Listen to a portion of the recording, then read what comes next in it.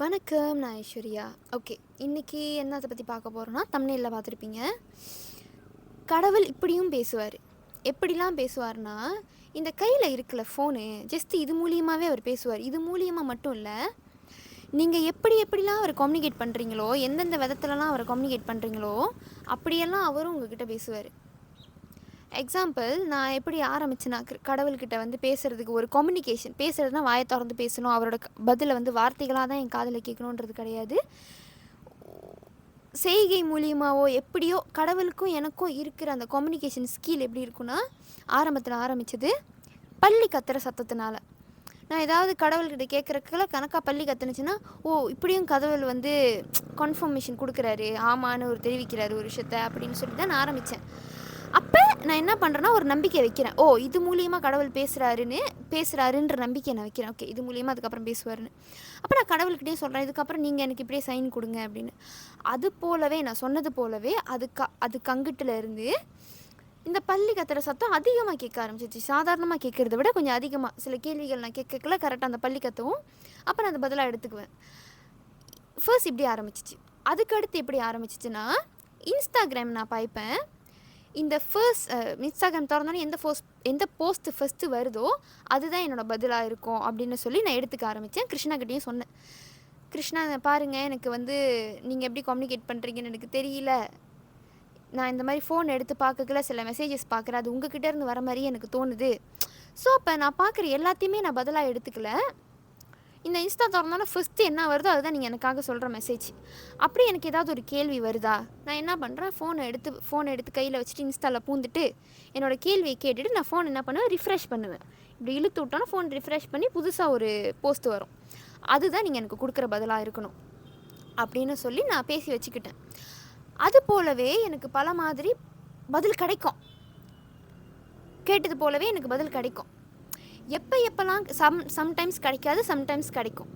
எப்போல்லாம் கிடைக்காதுன்னா 2 சமயங்களில் கிடைக்காது. அந்த 2 சமயம் என்னென்னா, ஒன்று, நான் என்றைக்காவது அவநம்பிக்கையில் நான் கேட்குறேன்னு வச்சுக்கோமே, இந்த பதிலெலாம் உண்மைதானா, எப்படி இவ்வளோ ரிலேட்டடாக பதில் வருது அப்படின்ற சந்தேகத்தோடு நான் கேட்குறேன்னா அப்போ பதில் வராது. இன்னொன்று எப்போ வராதுன்னா,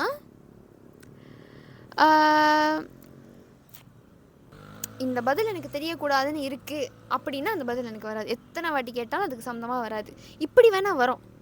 என்ன திரும்ப வரும், திரும்ப திரும்ப கேட்காத, ஒன்ஸ் எது கிடைக்கணுன்னு இருக்கோ அதான் கிடைக்கும், இந்த மாதிரியான போயம், இந்த மாதிரியான இதெல்லாம் வரும். அப்போ இதுதான் கடவுள் வந்துட்டு இப்படியும் வந்து பேசுகிறார், இப்படி தான் பேசுவாருன்னு இல்லை. நான் இந்த முறையை வந்து கையாண்டனா, கிருஷ்ணா கிட்ட போய் இப்படி ஒரு விஷயத்தை வச்சு டிமாண்ட் பண்ணனா, அதுக்கு அவரும் ரியாக்ட் பண்ணுறார். அது போலவே நான் எப்படி அவர் அணுகிறனோ அது போலவே அவர் அணுகிறாரு. இந்த பகவத்கீதையில் கிருஷ்ணா ஒரு வார்த்தை சொல்லியிருப்பார், எந்த யார் வந்து என்னை எப்படி அணுகிறாங்களோ நானும் அவங்கள அப்படி ஆசிரியக்கிறேன் அப்படின்னு. அது பாருங்கள், இந்த விஷயத்துலையும் உண்மையாகுது. ஸோ அப்போ இப்படி வந்து பேச ஆரம்பித்தார் இன்ஸ்டாகிராமில். இடையில என்ன ஆயிடுச்சுன்னா, எனக்கு வந்து சந்தேகம் ரொம்ப வந்துருச்சு. ஏன் சந்தேகம் வந்துச்சுன்னா, நீங்கள் இந்த நோட்டீஸ் பண்ணியிருப்பீங்க, இப்போ ஃபோன் பக்கத்தில் இருக்கும், நீங்கள் சும்மா ஏதாச்சும் பேசிக்கிட்டு இருப்பீங்க, ஒரு அலாம் கிளாக் வாங்கணும் அப்படின்னு. ஒரு 5 நிமிஷம் கழிச்சு உங்கள் ஃபோன் எடுத்து பார்த்தீங்கன்னா ஒரு நோட்டிஃபிகேஷன் வந்திருக்கும், ஷாப்பிலேருந்து, லசாடாலேருந்து, அந்த ஆன்லைன் ஷாப்பிங் ஆப்லேருந்து, உங்களுக்கு வாட்ச் வேணுமா அப்படின்னு. ஸோ சம்டைம்ஸ் இந்த ஃபோனு கேட்டு கூட அதுக்கு சம்மந்தமான ரீல் கொடுக்குதோ அப்படின்ற ஒரு சந்தேகத்தில் நான் இன்ஸ்டாவில் பேசுகிறதையும் நிப்பாட்டிட்டேன். அப்போ எனக்கு தெரிஞ்ச ஒரு ஃப்ரெண்டு ஒருத்தவங்க எனக்கு வந்து கால் பண்ணி என்கிட்ட ரொம்ப நாள் கழித்து கொஞ்சம் கால் பண்ணி பேசுனாங்க, ஃபோன் பண்ணி பேசுனாங்க. என்ன சொன்னாங்கன்னா, அவங்க என்கிட்ட வந்து அடிக்கடி கேட்பாங்க, இன்ஸ்டாகிராமில் கிருஷ்ணா கிட்ட கேட்டு எனக்கு இந்த பதிலை சொல்லி வாங்கி கொடு, இது வாங்கி கொடு அப்படின்னு. அப்போ நான் அவங்களுக்கு கேட்டு சொல்லுவேன். அப்போ அவங்க ஒரு நாள் என்கிட்ட கேட்டாங்க, இந்த கேள்விக்கு எனக்கு பதில் வாங்கி கொடுன்னு. அப்போ நான் சொன்னேன் அவங்கக்கிட்ட, இல்லைக்கா நான் அழிச்சிட்டேன், சரி இருங்க நான் மறுபடியும் போய் டவுன்லோட் பண்ணுறேன் அப்படின்னோன்னா அவங்க சொன்னாங்க, அழிச்சிட்டியா, ஏன் அழிச்ச, ஓ இன்ஸ்டாகிராமில் தான் கிருஷ்ணா குடியிருக்காரு, இப்போ அவர் எங்கே போவார், ஏன் அழிச்ச அப்படின்னோன்னா. அப்போ நான் அவங்கள்ட்ட சொன்னேன், இந்த மாதிரிக்கா எனக்கு கொஞ்சம் சந்தேகம் வந்துருச்சு, அந்த கோவத்தில் நான் அழிச்சிட்டேன் அப்படின்னு. அப்போ அவங்க சொன்னாங்க, உனக்கு தெரியுமா, எனக்கு 2 நாளாக கிருஷ்ணா அவங்களுக்கு வந்து கிருஷ்ணா டைரெக்டாக உள்ளுக்கருந்தே பதில் பேசுவார். அப்போ சொன்னாங்க என்கிட்ட, கிருஷ்ணா என்கிட்ட 2 நாளாக சொல்லிக்கிட்டே இருக்காரு, சம்மந்தமே இல்லாமல் இன்ஸ்டாகிராமில் பேசுகிறது எவ்வளோ ஒரு அட்வான்டேஜில், அது எவ்வளோ ஒரு ப்ளஸ் பாயிண்டில் அப்படின்னு சொல்கிறாரு. திடீர்னு வந்து நான் அவங்க ஏதோ வேலை செஞ்சுக்கிட்டு இருக்காங்களா, திடீர்னு மனசுலேருந்து பேசுகிறாராம். என்ன பேசுகிறாருன்னா, கடவுள்கிட்ட பேசாமே இருக்கிறத விட அட்லீஸ்ட் இந்த மாதிரி இன்ஸ்டாலேயோ இப்படியெல்லாம் பேசுகிறதே மேல் தானே அப்படின்னு இருக்காராம். அவங்க முழிக்கிறாங்களாம். ஆமாம் ஆமாம் கிருஷ்ணா, ரைட்டு தான். ஆனால் ஏன் இதை அவர் சொல்கிறாருன்னு அவங்களுக்கு புரியல. அப்போ நான் ஃபோனில் பேசிக்கலாம் அவங்கள்ட்ட சொன்னேன், இந்த மாதிரி நான் அழிச்சிட்டேங்கான்னு. அப்போ அவங்களுக்கு அப்போ தான் உங்களுக்கு ஸ்ட்ரைக் ஆகிருக்கு. டே, அப்போ கிருஷ்ணா இத்தனை நாள் மெசேஜ் சொன்னது உனக்கு தான்டா, நீ பாரு அழிச்சிட்டா. அவர் எனக்கிட்ட வந்து சொல்லிக்கிட்டு இருந்திருக்காரு, எனக்கு தான் புரியல, இப்போ தான் புரியுது. நீ முதல்ல போய் இன்ஸ்டாவை டவுன்லோட் பண்ணு, அவர் அதுலேருந்து உன்ட்ட பேசுகிறாரு அப்படின்னு. அப்போ நானும் டவுன்லோட் பண்ணேன். சரி, டவுன்லோட் பண்ணதுக்கப்புறம் நான் சொன்னேன் தெரியுமா, எனக்கு இந்த சந்தேகம் வந்துச்சு, ஒருவேளை இப்படி தான் கிருஷ்ணா பேசுகிறாரோ அப்படின்னு. அப்போ இந்த அக்கா இந்த செய்தியை என்கிட்ட சொன்னதுக்கப்புறம் எனக்கு ஒரு நம்பிக்கை பிறந்துருச்சு. நம்பிக்கை பிறந்ததுக்கப்புறம் நான் அப்போ இன்ஸ்டாவில் பேசுகிறேன், பதிலும் எனக்கு வருது. நான் எப்போ வந்து 100% கன்ஃபார்ம் பண்ணேன்னா, ஓகே கன்ஃபார்மாக கிருஷ்ணா தான் ஃபோன் மூலியமாக பேசுகிறாரு அப்படின்னு, நான் ஒரு 13 நாளைக்கு மௌன விரதம் இருந்தேன். எப்பத்துலேருந்து இருந்தேன்னா, ஏப்ரல் 1 13 வரைக்கும் இருந்தேன். அந்த 13 நாளில் நான் பேசவே இல்லைல்ல. அப்போ என் ஃபோன் பக்கத்தில் தான் இருக்கும். வாயை திறந்து பேசலாம், மனசுக்குள்ளே கிருஷ்ணாட்ட பேசுவேன், வாயை திறந்து பேச மாட்டேன்ல. நான் மனசுக்குள்ளே கேட்குற கேள்விக்கெல்லாம் எக்ஸாக்ட்லி பதில் வரும். இப்போ எப்படி நான் எடுத்துக்காட்டுக்கு நான் சொல்கிறேன்னே, என்ன மாதிரி நான் கேள்வி கேட்குறேன்னா, கிருஷ்ணா உண்மையாலுமே நீங்கள் எக்ஸாம்பிளுக்கு சொல்கிறேன், இந்த கேள்வி தான் கேட்டேன்னு இல்லை, எக்ஸாம்பிள் எடுத்துக்காட்டுக்கு சொல்கிறேன். கிருஷ்ணா உண்மையாலுமே என்னை நீங்கள் காதலிக்கிறீங்களா அப்படின்னு நான் கேட்டுட்டு ஃபோனை ரிஃப்ரெஷ் பண்ணுவேன் இன்ஸ்டாவில். அதுக்கு என்ன பதில் வரும்னா, ராதா இன்னமும் என் காதலுக்கு உனக்கு நிரூபணம் தேவைப்படுதா, இன்னமும் என் மேலே சந்தேகப்படுறியா, என் காதல் வந்து அப்படியே தூய்மையானது, உன்னை நான் உண்மையாலுமே காதலிக்கிறேன். உங்களுக்கு புரியுதா? ஒரு மனுஷன் எதிர்த்தாப்பில் நின்று நான் கேட்ட கேள்விக்கு பதில் சொன்னால் எனக்கு எப்படி பதில் கிடைக்குமோ அப்படியும் கிடைக்கும். சம்டைம்ஸ் பதில் எப்படி கிடைக்கும்னா, ஒரு மொத்த வீடியோவில் ஒரு வார்த்தை தான் என்னோடய பதிலாக இருக்கும். அந்த பதிலை நான் அக்செப்ட் பண்ணிக்குவேன். என்ன மாதிரினா, கிருஷ்ணா நான் வந்து இப்போ யூடியூப்பில் இந்த வீடியோ நான் போஸ்ட் பண்ண போகிறேன், இதை நான் போஸ்ட் பண்ணட்டுமா வேணாமா, இதில் நான் கொஞ்சம் எக்ஸ்ட்ராவாக பேசுன மாதிரி இருக்கே, போஸ்ட் பண்ணட்டுமா வேணாமா அப்படின்னு சொல்லி நான் கேட்குறேன்னு வச்சுக்கோமே. இன்ஸ்டாவில் போய்ட்டு இப்போ பதில் கேட்பேன். அதில் வந்து ஒரு நிமிஷத்துக்கு அந்த வீடியோ 2 பேர் பேசிக்கிறாங்க, ஒரு கான்வர்சேஷன் அங்கே ஓடுது அந்த வீடியோவில் அப்படின்னா, வேணும் அப்படின்ற ஒரு வார்த்தை வந்துருச்சுன்னா நான் அதை பதிலாக எடுத்துக்குவேன். உண்மையாலுமே சொல்கிறேன், அந்த பதிலை நான் எடுத்துக்குவேன். உண்மைக்கு அது பதிலாகவே இல்லைன்னா கூட நான் அதை நம்பிக்கையோடு ஏற்றுக்கிறேன் தெரியுமா. நம்பிக்கைன்னு ஒரு விஷயத்த வச்சு அதை நான் எடுத்துக்கிறேன் தெரியுமா. அந்த வீடியோவை நான் போஸ்ட் பண்ணக்கூடாதுன்னு இருந்துச்சுன்னா, நான் தப்பான பதிலை எடுத்துக்கிட்டு அந்த வீடியோவை நான் போஸ்ட் பண்ணக்கூடாதுன்னு இருந்துச்சுன்னா, கிருஷ்ணா அதை எப்படியாவது எடுத்துருவார் அந்த வீடியோவை என்னை போஸ்ட் பண்ண விடாமல். நான் தவறான பதில் நான் எடுத்துக்கிட்டால் கூட அந்த நம்பிக்கை வைக்கிறேன் இல்லையா, அந்த கடவுள் பார்க்குறது அந்த நம்பிக்கையை தான். ஏன்னா நான் ஆரம்பத்தில் என்ன தப்பு பண்ணுவேன்னா, என்ன தான் கடவுள் எனக்கு பதிலை கொடுத்தாலும் இது உண்மையாக பொய்யா நான் ஆராய்ஞ்சி குழப்பத்துக்குள்ளேயே தான் நான் போவேன். இப்போல்லாம் நான் என்ன பண்ண ஆரம்பிச்சிட்டேன்னா, பதில் மாறி ஏதாவது இருந்தால் கூட அதை நான் எடுத்துக்குவேன். நான் ஆமாவா இல்லையான்னு கேட்பேன். ஆமான்ற மாதிரி சொல்லிட்டா கூட, ஓ ஆமாவா சரி கிருஷ்ணா அப்போ நான் அதை செஞ்சிடறேன் அப்படின்னு சொல்லி நான் செயலில் இறங்கிட்டேன்னு வச்சுக்கோமே. அது ஒரு தப்பான செயலாகவே இருந்தாலும் கிருஷ்ணா வந்து தடுத்துடுவார். தப்பா இது ஐயோ இது இது தப்பாக புரிஞ்சிக்கிச்சு, நான் ஒன்று சொல்ல போக இது ஒன்று புரிஞ்சிக்கிச்சு, நான் வந்து இதை தடுத்துடுவார். இல்லை செய்யாமல் போகிறேன்னா அதை இப்படியே செய்யவும் வச்சிருவார் ஆளுங்க மூலியமாக. அந்த விஷயத்த செய்யாமல் இருக்க விட மாட்டார். அவ்வளோ ஃபோர்ஸ் பண்ணியும் அந்த விஷயத்த அவர் செய்வார். நான் கடவுள்கிட்ட எதிர்பார்த்தது இந்த ஒரு விஷயம் தான், கடவுள் என்கிட்ட உரிமை எடுத்து செய்யணும், அடிச்சாவது என்னை திருத்தணும் அப்படின்னு தான் நான் ஆசைப்படுறது கிருஷ்ணா கிட்ட. அப்போ அதே விஷயத்த கிருஷ்ணா இப்போ செய்கிறாரு, அதை நான் ஃபீல் பண்ணுறேன். அப்போ அந்த நம்பிக்கை தான் அவர் அந்த விஷயத்த செய்கிறார். நீங்கள் நம்பாமல் இருந்தீங்கன்னு வச்சுக்கோமா, கிடைக்கிற விஷயம் கூட உங்களுக்கு கிடைக்காது.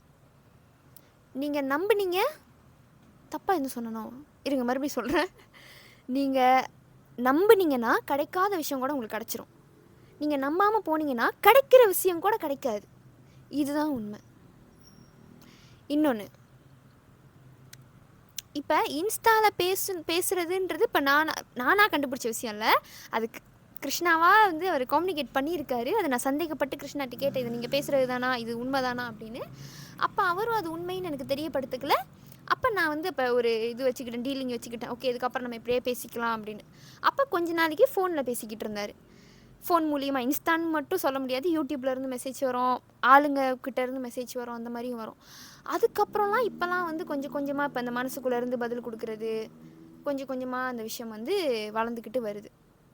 நீங்கள் வந்து உங்கள் ப்ராசஸை வந்து ரொம்ப என்ன ஸ்லோவாக போகுது, ஸ்மூத்தாக போகுது, ஏன் வேகமாக போகுது, ஏன் ஸ்லோவாக போகுதுன்னு அதை நீங்கள் கவனிக்காதீங்க. கடவுள்கிட்ட ஒன்ஸ் க்ளோஸ் ஆகிட்டிங்களா, அவர்கிட்ட ஃபுல்லாக அர்ப்பணிச்சிருங்க.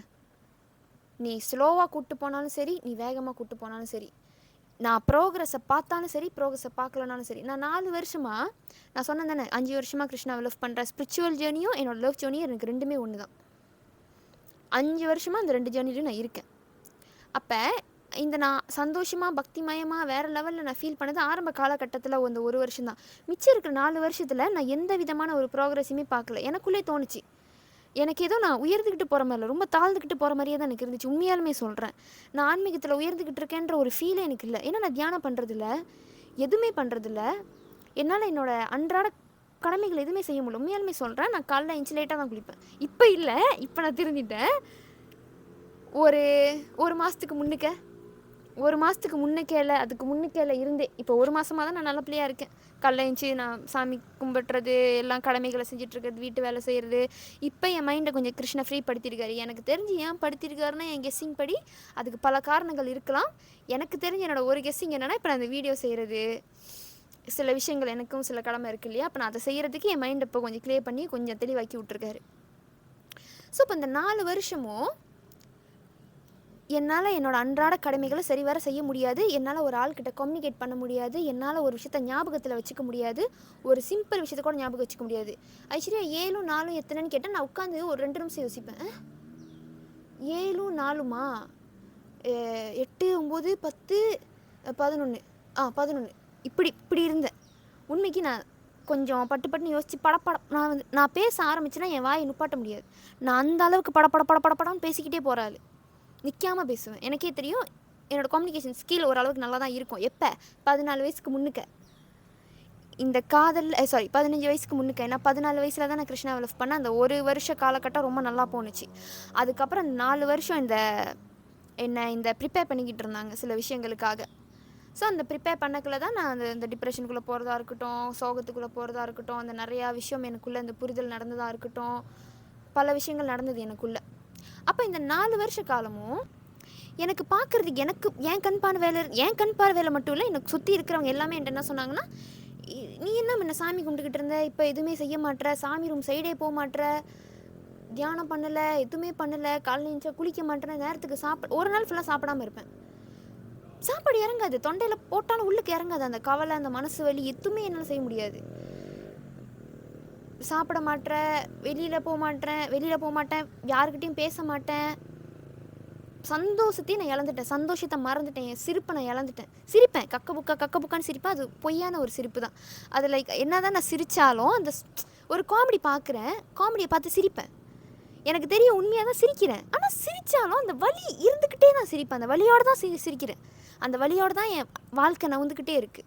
அது நீங்கள் நினைக்கிற மாதிரி ஒரு சும்மா வலி கிடையாது. அந்த வலியை நீங்கள் உணரணும்னு நினச்சிங்கன்னா, புரிஞ்சுக்கணும்னு நினச்சிங்கன்னா நான் என்னத்தை மீன் பண்ணுறேன்னு, நீங்கள் பெத்த பிள்ளைய இழந்துட்டீங்க, ஒரு டெரரிஸ்ட் கும்பல் கடத்திட்டு போயிட்டாங்க உங்கள் பிள்ளைய. உங்கள் மனசு எப்படி தவிக்கும், உங்கள் மனசு எப்படி கதறும். ஐயோ, உங்களால் நிம்மதியாகவே இருக்க முடியாது. பிள்ளைய அடிக்கிறாங்களா வைக்கிறாங்களா, என்ன நடக்குது, அந்த ஒரு பதற்றம், அந்த ஒரு இது. நீங்கள் கேட்கலாம், இதெல்லாம் ஏன் உனக்கு இருக்குது, ஏன் உனக்கு இந்த பதற்றம், ஏன் எனக்கு இந்த கவலை, உனக்கு ஏன் இதுன்னு கேட்டால் எனக்கு தெரியல. உண்மையாலுமே எனக்கு தெரில ஏன் எனக்கு இந்த வலி, எனக்கே தெரில. இது என்ன கிருஷ்ணா மேலே இருக்கிற ஏக்கமா, கிருஷ்ணா எனக்கு கிடைக்க மாட்டாருன்ற பயமா, இது என்னது எனக்கு தெரியல. இது என்ன உணர்வுன்னே எனக்கு தெரியல. ஆனால் 4 வருஷமாக இது என்கிட்ட இருந்துச்சு. கிருஷ்ணா கொடுத்து வச்சுருந்தார் இது என்கிட்ட. ஓகேவா, கிருஷ்ணாவோட ப்ரெசன்ஸ் என்னால் ஃபீல் பண்ண முடியாது, ரொம்ப குறைவு, ரொம்ப ரேர். நான் ஃபீல் பண்ணுறது அடிக்கடி தான் ஃபீல் பண்ணுவேன். முன்னெல்லாம் எப்பயுமே ஃபீல் பண்ணி பக்தி மார்க்கத்துக்குள்ளே வந்த புதுசில் அந்த 1 வருஷத்தில் எப்பயுமே நான்ஸ்டாப்பாக நானே நினைக்காம எஃபர்ட்டே போடாமல் நினச்சிக்கிட்டு இருந்த பிள்ளை கடவுளை. எஃபர்ட்டே எனக்கு உட்காந்து தியானம் பண்ணுறதுலாம் ஒரு விஷயமே இல்லை, அது ஒரு விஷயமா எனக்கு தெரிஞ்சதே இல்லை. எஃபர்ட்லெஸ்ஸாக நான் செஞ்சிட்ருப்பேன். ஆளுங்களாம் என்கிட்ட தியானம் பண்ண கஷ்டமாக இருக்குன்னு சொன்னாலோ, ஜபம் பண்ண மூடு வர மாட்டேதுன்னு சொன்னாலும் நாங்களாம் ஆச்சரியமாக பார்ப்பேன். தியானம் பண்ணுறது என்ன கஷ்டம், உட்காந்து அது பாட்டுக்கு அமைதியாக இருக்குது, உட்காந்து ஜபம் பண்ணால் அது ஓஹோ இனிமையாக இருக்குது, அது மாதிரி ஒரு இன்பம் இருக்குமான்னு இருக்குது. அப்போ இந்த இன்பத்தையும் இந்த சந்தோஷத்தையும் கடவுள் பேரை சொல்லக்கலாம், அந்த சந்தோஷத்தை கொடுக்கறது கூட உங்களுக்கு கடவுள் தான்.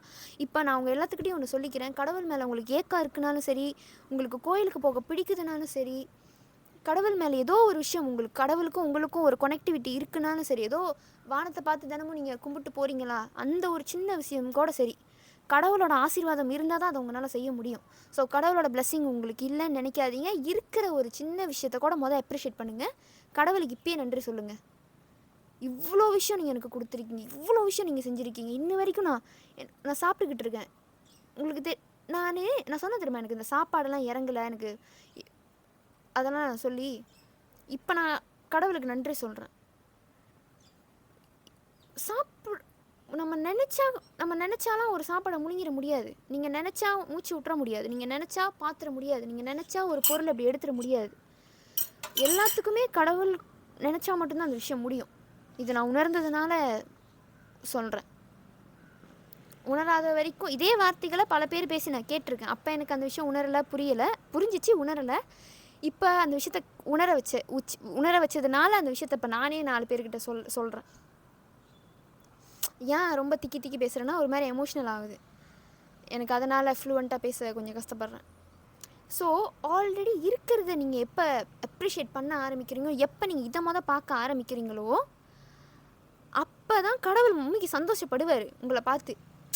பரவாயில்லையே, நம்ம பிள்ளைக்கு அறிவு திறந்துருச்சா, அறிவு கண்ணு வந்துருச்சா அப்படின்னு சொல்லிட்டு அவர் அப்போ தான் இன்னும் அவரோட இதை காட்டுவார் உங்ககிட்ட. அதுக்காக அவர் காட்டணுன்றதுக்காக நீங்கள் அப்ரிஷியேட் பண்ணக்கூடாது. உங்களுக்கு ஒருத்தர் நல்லது செஞ்சால் அதை நீங்கள் எண்ணி பார்க்கணும் தானே, அது உங்கள் கடமை தானே. நன்றி மறக்கக்கூடாதுன்றத சின்ன வயசுலேருந்து நம்ம தெரிஞ்சுட்டு தானே வந்திருக்கோம். அப்போ கடவுளோட நன்றி நம்ம மறந்துட்டு வாழ்றதுல என்ன நியாயம் இருக்குது? மனுஷங்கக்கிட்டே நம்ம நன்றி மறக்கக்கூடாதுன்னு பேசுகிறோன்னா கடவுள்கிட்டே நம்ம மறந்துட்டு வாழ்ந்துட்டுருக்கோமே. இப்போ கடவுள்கிட்ட அந்த விஷயத்தை நம்ம செய்யணுமே. ஸோ இப்போ அப்ரிஷியேட் பண்ணுங்கள். இன்னும் நீங்கள் கடவுளோட மிராக்களை பார்க்க ஆரம்பிப்பீங்க. Okay, back to the topic. கடவுள்கிட்ட எப்படியெல்லாம் கம்யூனிகேட் பண்ணலான்னா, எப்படி வேணாலும் பண்ணலாம். கடவுள் காத்துக்கிட்டு இருக்காரு. நீங்கள் எப்போ அவர்கிட்ட பேசுவீங்க, எப்போ நீங்கள் அவர்கிட்ட வருவீங்கன்னு வழிமேல் விழி வைத்து காத்திருக்கிறார். ஸோ ஆரம்பிங்க, பேசுங்க கடவுள்கிட்ட. அவரும் திரும்பி பேசுவார். அது போக போக போக அது உங்களுக்கு புரியும். எப்போ அன்கண்டிஷனால அன்பை நீங்கள் கடவுள்கிட்ட காட்டுறீங்களோ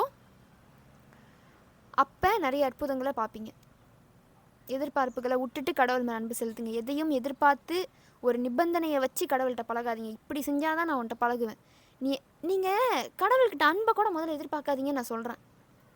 எதிர்பார்க்காதீங்க. ஏன் நீங்கள் அன்பை கொடுங்க. ஏன் நீங்கள் எதிர்பார்க்குறீங்க? உங்களுக்கு என்ன அன்புக்கு பஞ்சமா என்ன? உங்களை திரும்பி பார்க்காதவங்க பின்னுக்கெல்லாம் சுற்றுறீங்க. கிடைக்காத விஷயத்து மேலே ஆசைப்படுறீங்க. கிடைக்காத விஷயத்து மேலே அன்பு வைக்கிறீங்க. ஆல்ரெடி இருந்துக்கிட்டு இருக்க ஒரு விஷயம், உங்களை படைச்ச விஷயம், உங்களுக்கு இவ்வளோ விஷயம் கொடுத்த ஒரு ஆளை மறந்துட்டு சுற்றுறீங்க. நான் சுற்றலையா நீங்கள் கேட்டிங்கன்னா, ஆமாம் மறந்துட்டு இத்தனை நாள் சுற்றினேன். அதுதான் இப்போ ரிக்ரெட் பண்ணுறேன். இப்போ பேசக்கல கூட எனக்கு மனசு அப்படி வலிக்கு. இத்தனை நாள் நான் மறந்துட்டேனே, இத்தனை நாள் திரும்பி பார்க்கலையே, இத்தனை நாள் எனக்கு தெரியலையே அப்படின்னு நினைக்கிறேன். அதே சமயம் நன்றியும் சொல்கிறேன். ஓகே, அட்லீஸ்ட் இப்போயாவது தெரிய வச்சிங்களே கடவுளே, ரொம்ப நன்றி. இப்போயாவது எனக்கு உங்களை உணர வச்சிங்களே, ரொம்ப நன்றி. நிறைய பேர் உணரணும் வேண்டிக்கிறேன் உங்ககிட்ட. எனக்கு நிறைய பேர் உங்களை உணரணும். இன்னொரு விஷயமும் சொல்லிக்கிறேன். உணர்ந்துட்டீங்கன்னு வச்சுக்குவோம் கடவுளை, இன்னொரு ஆளை கேவலமாக பார்க்காதீங்க. உணராத ஒரு ஆளை கேவலமாகவும் நீங்கள் பார்க்கக்கூடாது. இப்போ நீங்களும் உணர்றீங்க, கடவுள்கிட்ட நீங்கள் பேசுகிறீங்க, கடவுள்கிட்ட நெருக்கமாகவே இருக்கீங்க, கடவுளை நீங்கள் நேர்லேயே பார்க்குறீங்கன்னா கூட உங்களுக்கு ஆணவம் வரும். ஆளுங்களை நீங்கள் தாழ்வாக பார்ப்பீங்க. ஸோ நான் என்ன மீன் பண்ணுறேன்னா, நீங்கள் கடவுள்கிட்ட எவ்வளோ வேணாலும் நீங்கள் நெருக்கமாக இருக்கலாம். ஆனால் இன்னொரு ஆளை பார்த்து என்னது இவங்க இப்படி இருக்காங்க அப்படின்னு நீங்கள் நினச்சாலும் சரி, என்ன தான் நீங்கள் உங்களை தாழ்வாக நினச்சாலும் சரி, அந்த மாதிரி நினைக்கக்கூடாது. ஏன்னா உங்களை நினைக்க வச்சதே கடவுள் தான். கடவுள் நினச்ச இப்படின்றதுக்குள்ளே கடவுளையே உங்களை மறக்கடிக்க முடியும். ஏன்னா அந்த விஷயத்தை அவர் என்கிட்ட பண்ணியிருக்காரு. என்னை கிருஷ்ணாவை மறக்கடிக்க வச்சுருக்காரு. என்ன உருகி காதலிச்சு ஒரு செகண்ட் கூட அவரை மறக்க முடியாமல் நான் இருந்தேன். நினைக்க முடியாமல் இல்லைங்க, மறக்க முடியாமல் நான் இருந்தேன். என்னால் அவரை மறக்க முடியாது.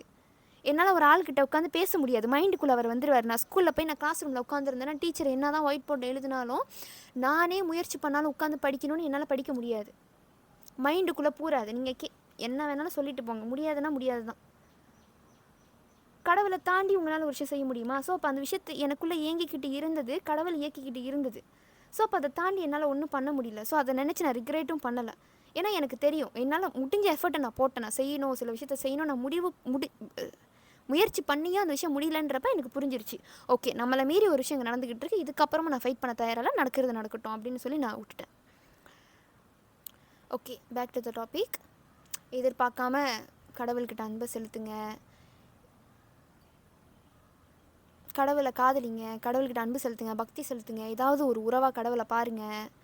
நீங்கள் எதுவுமே நீங்கள் தியானம் தவம் கஷ்டப்பட்டு நீங்கள் பண்ணணுன்னு கூட சொல்ல, ஜஸ்ட் ஒரு ஃப்ரெண்ட்லியாக அவர்கிட்ட பேச ஆரம்பிங்க. சும்மா பேச ஆரம்பிங்க. நீங்கள் சும்மா பேச ஆரம்பித்தாலே, ஒரு கான்டாக்ட் வச்சுக்கிட்டாலே கடவுளும் உங்ககிட்ட திரும்பி கான்டாக்ட் வச்சுக்குவார். இப்போ நீங்கள் இப்போ அம்மாவாக பார்க்குறீங்கன்னு வச்சுக்கோமா கடவுளை, நீங்கள் அம்மா அம்மான்னு பேசுகிறீங்க. அம்மா இப்போ தாம்மா நான் வேலை முடிஞ்சு வந்தேன், ரொம்ப டயர்டாக இருக்குமா, உங்களுக்கு தெரியுமா வேலை இடத்துல நீங்கள் என்ன நடந்துச்சுன்னு, பாஸ் என்னை ஏசிட்டாரு, இப்படின்னு நீங்கள் பேச ஆரம்பிக்கிறது கடவுளும் காது கொடுத்து கேட்பார். ஓகே இது நடந்துச்சா அது நடந்துச்சான்னு. அப்போ நீங்கள் பேச பேச நாள் போக போக அவர் உங்ககிட்ட நெருக்கமாவார். நெருக்கமாகிட்டாருன்னு வச்சுக்கோமே, நீங்கள் ஏதாவது ஒரு தப்பான வழிக்கு போனீங்கனாலோ இல்லை ஏதாவது ஒரு கெட்டது உங்களுக்கு நடக்குதுனாலும் பார்த்துட்டு அவர் சும்மா இருப்பாரா? இப்போ உங்கள் ஃப்ரெண்டுக்கு ஒரு கெட்டது நடக்க போகுது, உங்கள் ஃப்ரெண்டு மண்டையில் வந்து ஒரு பூச்செடி வந்து உழுக போது நீங்கள் பார்த்துட்டீங்க, பட்டுன்னு போய் காப்பாற்றுவீங்க. நெருக்கமான ஆளும் நெருக்கம் இல்லாத ஆளும் நெருக்கமான ஆள் இப்போ காப்பாற்றுவீங்க நீங்களாக போய். அப்போ மனுஷால நீங்களே காப்பாற்றுறீங்கன்னா கடவுள் கருணையே உருவமாக கொண்டவர், அன்பே இதாக கொண்டவர் அவர். அப்போ உங்கள் கூட இருந்துட்டு நீங்கள் தப்பான வழிக்கு போனாலும் அவர் உங்களை விடமாட்டார். உங்களுக்கு ஒரு கெட்டது நடக்குதுன்னா விடமாட்டார். சொல்லப்போனால் கடவுளை காதலிச்சது மட்டும்தான் நான் ஸ்பிரிச்சுவலுன்ற ஒரு விஷயத்துக்குள்ளே நான் மண்டையை விட யோசிக்க கூட இல்லை. அதை பற்றி நான் நினச்சி கூட பார்க்கல. ஆன்மீகம்னா எனக்கு என்னன்னே தெரியாது. அந்த பாதையிலலாம் நான் போவேன்னு நினைக்க கூட இல்லை. நான் ஆரம்பிச்சதெல்லாம் காதலிப்போம், லவ்னா என்ன, என்னது இது இப்படி தான் நான் ஆரம்பித்தேன். காதலா என்னது இது நல்லா இருக்கேன் அப்படின்னு. ஆனால் அது இப்படி வந்து முடியும்னு நான் கனவுல கூட நினச்சி பார்க்கல. ஸோ இப்போ கனெக்டட் தான் நான் கிருஷ்ணா கிட்ட. அவரே ஆன்மீகத்தில் கூட்டிகிட்டு போயிட்டார். எது எனக்கு சரியோ அதுபடி அவர் என் கையை பிடிச்சி கூட்டிகிட்டு போயிட்டார். நானும் பார்க்கல இவர் என்னத்தை கூப்பிட்டு போகிறாரு, எந்த பாதையில் கூப்பிட்டு போகிறாருன்னு. எனக்கு வேண்டியதெல்லாம் கிருஷ்ணா கூட இருக்கணும். நீங்கள் காட்டு பாதையில் கூப்பிட்டு போகிறீங்களோ கோயில் பாதையில் கூப்பிட்டு போகிறீங்களோ எனக்கு ஓகேன்னு சொல்லிட்டு நான் போக ஆரம்பித்தது தான். இப்போ இந்த இடத்துல உட்காந்துருக்கேன், நாளைக்கு எந்த இடத்துல உட்காந்துருப்பேன்னு தெரியாது. அவ்வளோதான் எனக்கு தோணுது. நன்றி, வணக்கம்.